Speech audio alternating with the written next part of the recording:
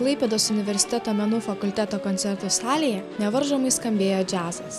Meistriškumo kursus čia surengė atlikimo meistrai iš Turkijos, Jungtinių Amerikos valstijų ir Lietuvos. Tarptautinio džiazo projekto metu buvo supažindinama su šio muzikinio stiliaus istorija, vedamas seminaras apie teisingą atlikimą ir džiazo muzikos koncepciją, bei atliekami originalūs ir standartiniai muzikiniai kūriniai.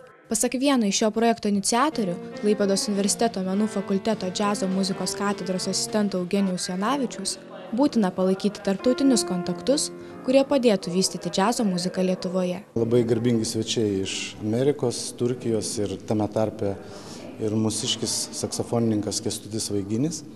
Jie kartu yra parengę džiazo programą Birštono džiazo festivaliui ir mes pasistengėm pasinaudoti šitą galimybę, kad jie atvyko anksčiau ir tuo pačiu mūsų universitete gali pravesti meistriškumo pamokas. Svečius sutiko Klaipėdos universiteto džiazo muzikos katedros vedėjas profesorius Pranciškus Norušis. Jis atskleidė, kad tokie projektai suteikia įkvėpimą studentams, nes jie gali dalyvauti diskusijose ir užduoti rūpimus klausimus. Pasak profesorius, džiazo muzikantui svarbiausia gebėti kūrybiškai studijuoti. Į džiazo specializaciją vis dėlto gali studijuoti jaunimas, kuris tiesiog iš prigimties turi kūrybinį pradą, turi visus tuos, visą tą kompleksą gabumų, ritminis pojūtis, klausos, aštrumas, harmonijos girdėjimas. Tai viskas tas įeina, norinčių gali būti daug, bet galinčių niekada jų nebus daug. Pakviesti svečius iš užsienio šalių į Klaipėdą padėjo vienas talentingiausių jaunosios kartos Lietuvos saksofonininkų Kęstutis Vaiginis, kuris šiuo metu kartu su atvykusiais muzikantais intensyviai ruošiasi Birštono džiazo festivaliui.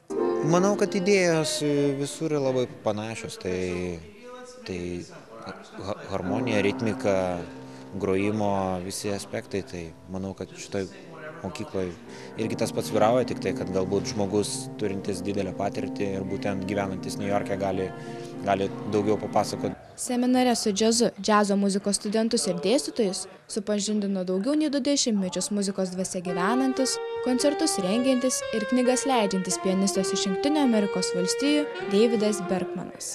Studentams jis patarė natas girdėti, o ne skaičiuoti, linksmintis ir pajusti muzikos lengvumą. Jazz music is in general it's about freedom and it's about self-expression. Džiazo muzika yra apie laisvę ir savęs įkvėpimą. Labai džiugu, kad turiu galimybę aplankyti kitas šalis bei groti su tokiu nuostabiu saksofonininku kaip Kęstutis. Jis gauna dalelę mūsų kultūros, o mes pasiimame jūsų kultūros iš jo. Būtent tai ir paverčia džiazą populiariu, kiekvienas jį gali savaip interpretuoti. Tai, kad džiazas yra universali kalba, patvirtino būgnininkas ir kontrabosininkas iš Turkijos. Jie abu tarsi vienas tvirtino, kad džiazas turi teikti malonumą ir atnešti gerą nuotaiką tiek jo besiklausantiems, tiek jį atliekantiems. Tiesiog klausykite geriausiųjų, tokių kaip Charlis Parkeris, Miles Davisas, Bobis Levisas ir kitų. Reikia grįžti prie džiazo šaknų, o tai yra raktas, kaip išmokti džiazo. Mokykite standartų. Taip, ir mokykite standartų.